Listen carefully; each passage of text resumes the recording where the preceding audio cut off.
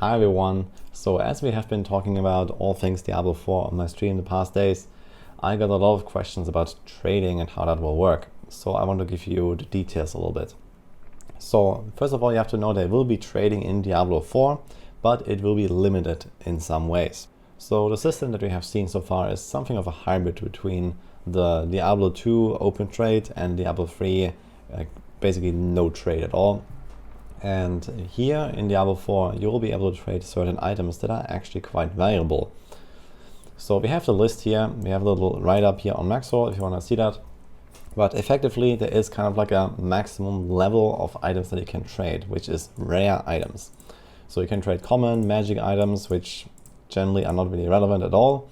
You can trade gold, which is quite relevant, gems, which is probably rather minor, and elixirs, so these are consumables that you can just pop for like a 30-minute buff, which is relatively useful in the very late game, I imagine, when you try to like push high nightmare dungeons and these kind of things.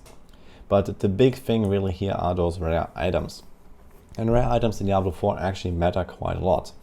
So the reason why rare items are good to trade is because some of them roll with a lot of different stats, and it's very difficult to get the right item in a certain slot. For example, gloves.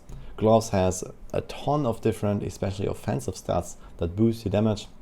You can get different skill ranks there. You can get stuff like crit, attack speed, some procs.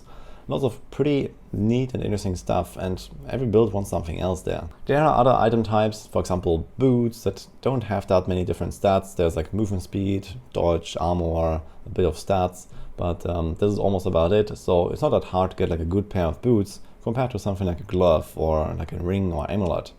So there are these certain item slots in particular that I believe are gonna be those sought after pieces that people will try to hunt down, that people will like save in their stash for later use or for trading. And we're gonna use those a lot in trading, I believe. Here on the other hand, we have the list of untradable items. So essentially everything above rare items. This includes legendary items and their aspects. So when you extract them, you also can't trade them. Unique items, and basically everything that has been manipulated, enchanted items. So it's a bit like the Diablo 3 system. If you enchant an item, you change a stat. This is also a quite costly endeavor. You can't trade those items anymore. And then you also can't trade any of the other currencies. So there are a lot of different materials that you can use for blacksmith upgrades, for crafting those elixirs, for re-rolling stuff at the occultist. So while you can kind of trade some of these materials with elixirs, you can't trade them like directly. And obviously quest items are also not tradable. I believe this is a relatively good compromise with like open versus restricted trading. There's no time limit on trading anyway, so you don't have to play with someone and you can only trade it to those people in a certain amount of hours or something like that, in Diablo 3. And instead, an item is either tradable or not tradable, or it can be made not tradable anymore, like enchanting and upgrading to legendary. One thing that is for certain though is that trading will be pretty scuffed in Diablo 4 at the very least on launch. So there is an in-game trading chat, and this is literally it. So there is basically no way to search and find items that you want to trade, which means that basically third-party websites will thrive. There's going to be some kind of like shady business going on for sure, like in all various places, with probably even like real money trading involved and stuff like that. And it doesn't really seem like we're gonna get like a solid system to prevent this at the very least on launch. There's no auction house, there's no like real like in-game search function or anything like that. Realistically, I don't think a lot of people will actually trade very much because of how user unfriendly this is.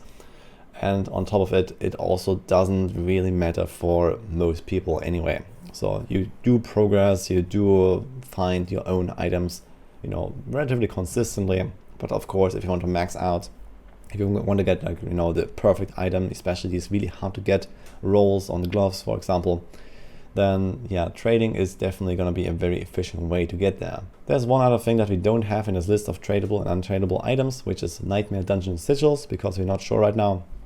So there is this endgame system, the nightmare dungeons, and you can open them with a sigil and then that will be consumed.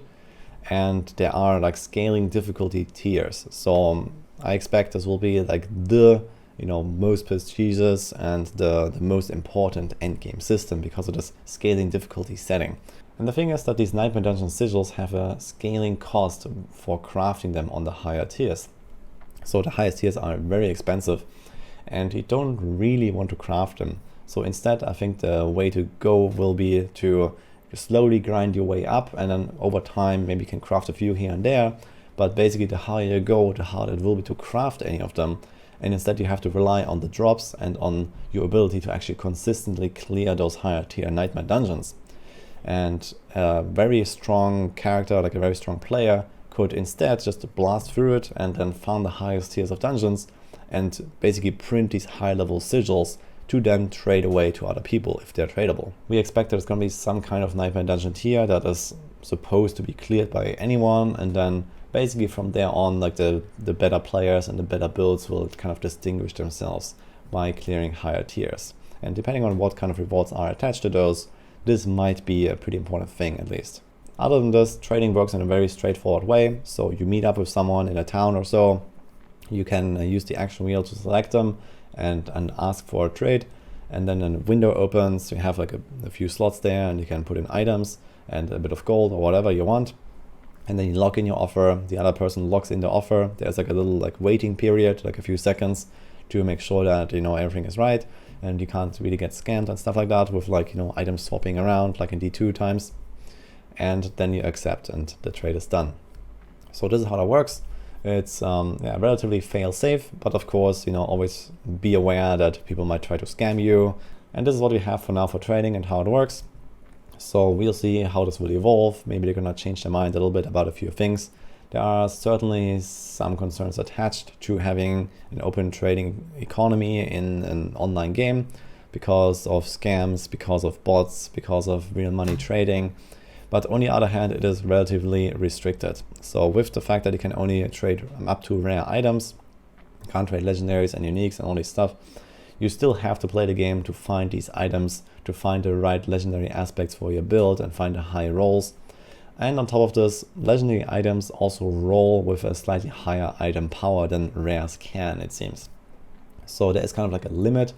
It's not a really huge gap, and for some items it does not matter very much. For example, like a random like item slot or like a ring, if it's like slightly lower item power, it will not really affect your character overall that much. So you can still use a rare item, imprint it with an aspect to make it legendary, and you have a really good item at your hands. But in the case of uniques, some of them are going to be very build defining and you just cannot get them from other players. Or for example, your weapons are your primary piece of power, and they really need to have a high item power. So you really want to farm up your own really good legendary weapon that rolls with higher item power than a rare could. So you're probably not going to see much trading in weapons, for example. So add those nuances to the trading system and the economy, and personally I'm relatively excited to see how this will work. I can totally see myself, just grinding this game like all day long, every day, and then stacking up tons of items in my stash that I have no use for but that are really good, and then trying to get some gold so I can maybe respec my characters and try more builds, or just giving them away to people, who knows. I know from talking to the developers that the trading is definitely something they're keeping an eye on, and they might make adjustments to what is tradable and if maybe some other restrictions. And depending on how this turns out, they might change this. So just something to keep in mind. And I think if they're ever gonna change something, it will be more on the side of restricting trade more than opening it up more, because they also specifically said that they want the best items to not be tradable. So this means that legendaries and uniques will probably never become tradable in this game. And that's it for this video here. Hope you enjoyed this overview about trading, and I'll see you guys next time.